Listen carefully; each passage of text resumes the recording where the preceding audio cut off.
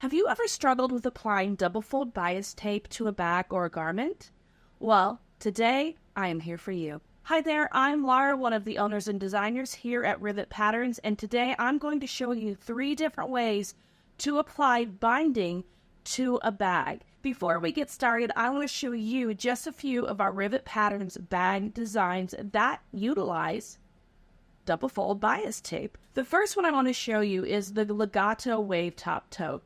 This is a great beginner binding bag because it doesn't go around curves. So you've got binding on the side and both of the sides, and you have binding on the bottom. And you can use any of the 3 methods that I'm going to show you today, you can use on the Legato bag. The next bag I want to show you is the Allegro Crossbody bag. This is an angled bag that requires binding around the top, double fold bias tape. I always call it binding, so bear with me.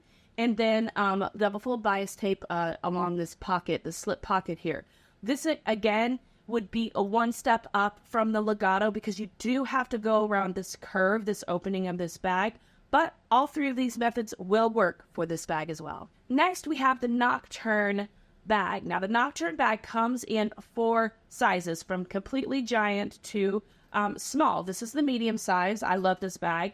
And as you can see on the outside, it does not require binding, but on the inside, let me show you here that this the inside of this 3D pocket has binding here to finish that. And also the inside of the bag itself is bound all the way around on both sides to cover up those raw edges. Last but not least, we have the Harmony belt bag and purse. Now, this is the belt bag that I've done a side release buckle on. If I turn this wrong side out, you can see, hopefully, I used bias tape. I made bias tape to match the actual lining. My binding is imperfect. And you know what? That's totally okay. I don't want you to freak out about the binding, all right? We're here to help, and binding doesn't have to be perfect, especially when it's on the inside. Nobody will ever see it. And look how beautiful it looks on the outside. That's what we're looking for. Beautiful outside, but we still want to get good at the inside. So today I'm going to show you how to do that. Okay, let's take a look at our 3 different types of bias tape or binding application. We have our traditional double fold bias tape application. I always use 1/2-inch double fold bias tape for all of my finishings on my bag patterns, so that's what I'm going to show you today. We have the folded over method. That's what I call it. It's a little more simple. A lot of people love this method. It's pretty great. And then we have the fold over elastic method. So these are both of the bias tape and the folded over version. That's made with woven fabric that is cut on the bias, so it has some stretch and give to it. The fold over elastic is just what it says it is. It's fold over elastic. It's 1 inch.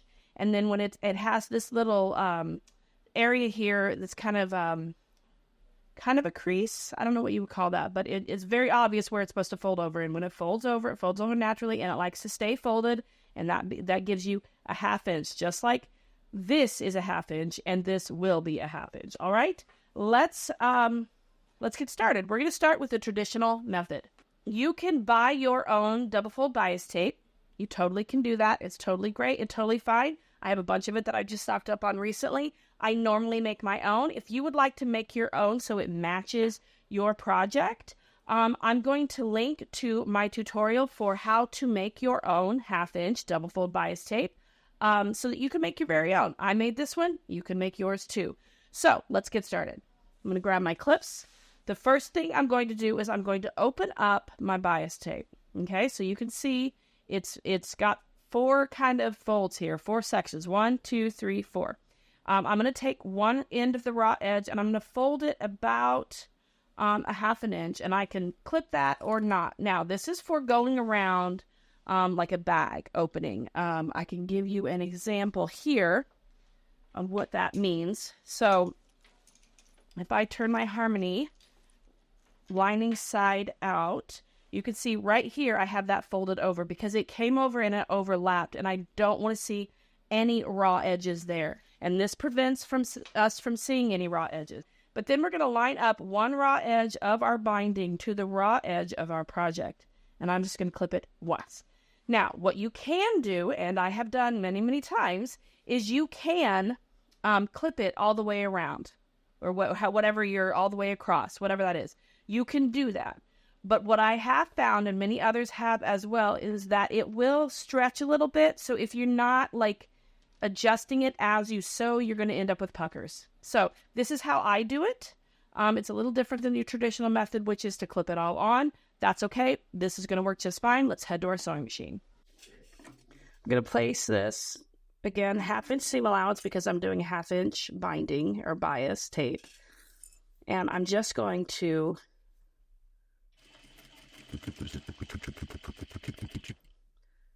adjust it as I go.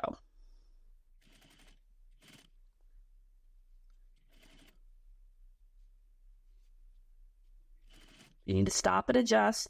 It's no problem. Okay, so we get to the end. We'll back stitch.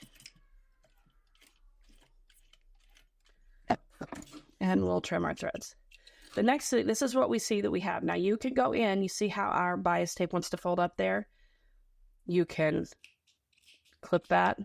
Just don't clip into your project, but just give it a few clips there so it lays flat. It wants to lay flat. Now we've already got these creases pressed, so we're going to fold it this way, and then we're going to fold it down the other way.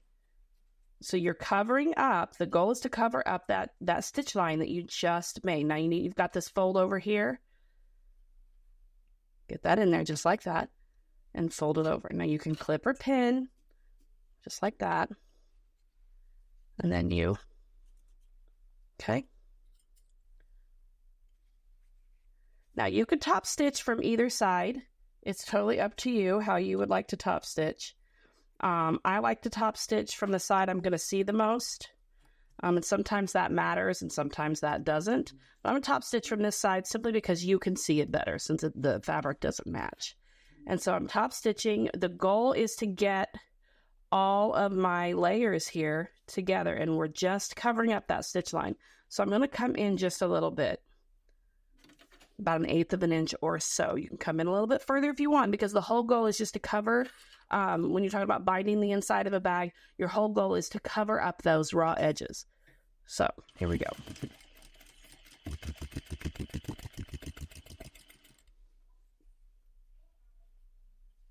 And just check on it as you go. Take your time. When you get to the end, you're just going to give it a little back stitch. And my binding looks pretty good. I'm pretty happy with how it turned out. Let's move on to the next method. Okay, so our next method is the fold over method. This is a piece of fabric that has been cut on the bias. Now, here's the thing about this method. If you need 1/2 inch bias tape or bias binding, 1/2 inch fold over bias tape, when you're making the bias tape, you're going to cut a 2-inch piece. With this method, you're going to cut a 3-inch piece. All right, so it's a little bit different in that way. So for your 1/2 inch double fold bias tape, it's 2 inches, and the length is, forever long, whatever you need it to be in yards. For this, it gives you the exact same results, but you have to add 1 inch to that measurement. So it's 3 inches. All right, now we're going to take our bias fabric here, our folded bias, or not folded, our bias fabric here, and we're going to fold it wrong sides together, kind of like a hot dog, really. Those long raw sides together. Okay, and we're going to press that.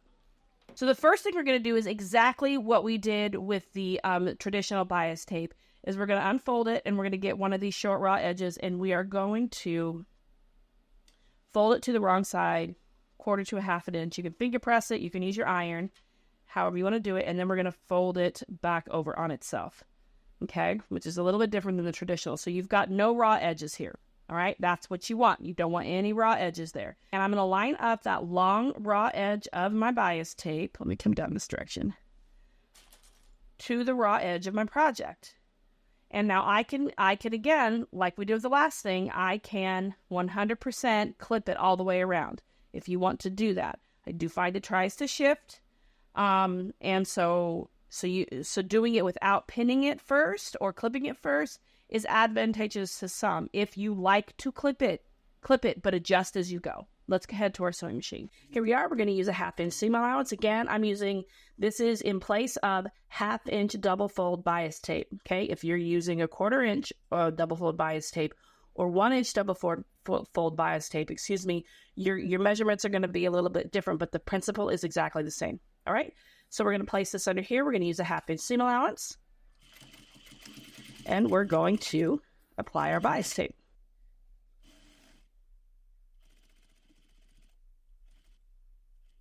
Take your time on these curves. No need to fret or feel like you have to be perfect, because you don't. Put that presser foot where you need to.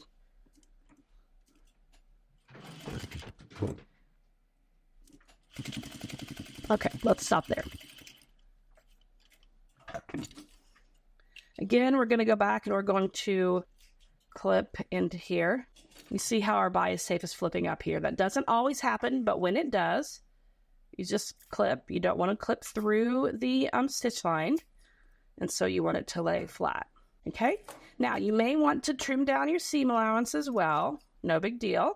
All right, so now what we're going to do is we're going to take, and you can use an iron here, but we're going to finger press this up and then fold it.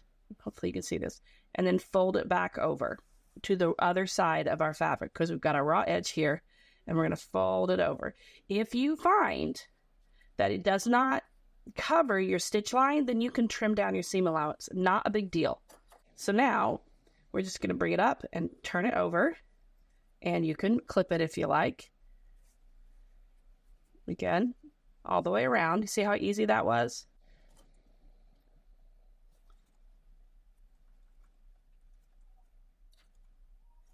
Pressing it is going to make it even easier as you go. I'm just sitting at my sewing machine doing this, so I don't have my iron here. Okay, so here we are. We're all clipped in place. Now I'm going to top stitch. You can top stitch from either side.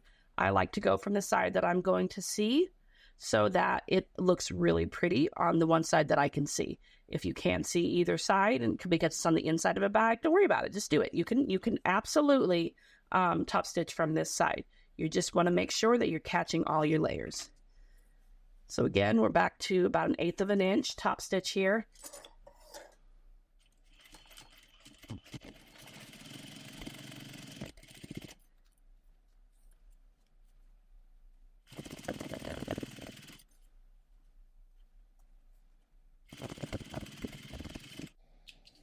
Okay, there we see.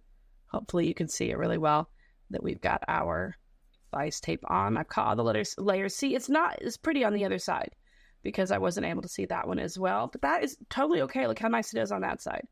And the more practice you get, just like me, the more practice I get, the better I'm going to get at it.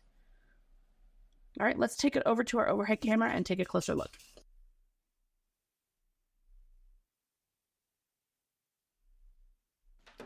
Okay, so here we go. This is the folded over version here. And you can see it looks pretty great. Let me compare that to the traditional. So you could see they both look pretty fantastic. I'm more used to the traditional. That's what I use more often than any of them, just because it's out of habit. That's what I use. So I'm a little bit better at the traditional than I am at the other ones. But this works fantastic. And the more practice you get, the better you're going to be. And all of our raw edges are covered just as they should be. Let's move on to the next method. Our last method is the fold over elastic method. This method is pretty darn cool. As I showed you earlier, I believe it has like this little, almost like a perforation that it wants to fold on. All right, so again, we're going to do what we did before, with the exception of this. I'm not going to fold over this raw edge because it's going to make it really thick. I'm going to grab a lighter. Now, it probably isn't going to fray much. Like, I'm really working hard to make that fray. But if you just want to be sure, you just want to use your lighter and just, there we go. Be careful because it's plastic, it is hot. Okay, so we've got that. Then we're going to just fold it and place our raw edge in that fold. All right, and we're going to go all the way around. Now, you could clip this all the way around if you like, or not. You do not have to. Let's head to our sewing machine. So we're going to start with our fabric here. We're going to place the raw edge of our fabric at that crease, okay? and we're just going to hold it like that, and we're going to put it under the machine. So you can use about 1/8 of an inch or to 1/4 of an inch if you want, whatever feels safe to you. If you use matching thread, any little hiccup you have is not going to be as noticeable. So here we go. I'm going to back stitch. You're just going to hold it. Make sure, check every now and then that your raw edge is where it's supposed to be. Keep going. See how I'm just adjusting it as I go. I'm looking at where my raw edges are. Turning the corner there with my actual fold over elastic. Keep coming around that corner. The great thing about sewing and learning these kind of concepts is you don't have to be fast. You don't win any awards for being fast. Okay. Keep going. This is a sharp corner. You won't always have sharp corners like this. That's okay. Keep going. And you see, it just really goes on pretty easily. Now, if you've got something that is multi-layered or it's a big bag or whatever, it's not going to be as easy as this, me doing it on this flat piece. But I don't have a bag in the works to show you. I just wanted to show you the concept itself. So when you're finished, give it a good back stitch. I'm going to go over to my ironing board and I'm going to give this a good press. The thing to remember about fold over elastic is that it is elastic. So you want to be careful. While you can pull it and stretch it around corners, you have to be careful because if you pull it too much, it's going to bunch up your fabric. You can even see here, it's a little concave here because I pulled it just a little bit too much, I think, as I was coming around that corner. It does not impact anything for this project because it was not a huge deal. However, you just want to be aware of that. You want it to be smooth. You want it to look nice without bunching up your fabric at all. And elastic will do what elastic does. So just be aware of that as you're using your fold over elastic. So let's take a look at all three of our methods. We have our traditional method for double fold bias tape. This is 1/2 inch double fold bias tape. We have our folded version, which is a 3-inch strip of fabric cut on the bias, which is then folded long edges together, long edge to long edge, and wrong sides together, and it is then applied that way. And then we have our fold over elastic. I hope you enjoyed this tutorial. I love learning new skills and new kind of little shortcuts and hacks to make my life easier. I hope that you do too. And yeah, I'll see you next time.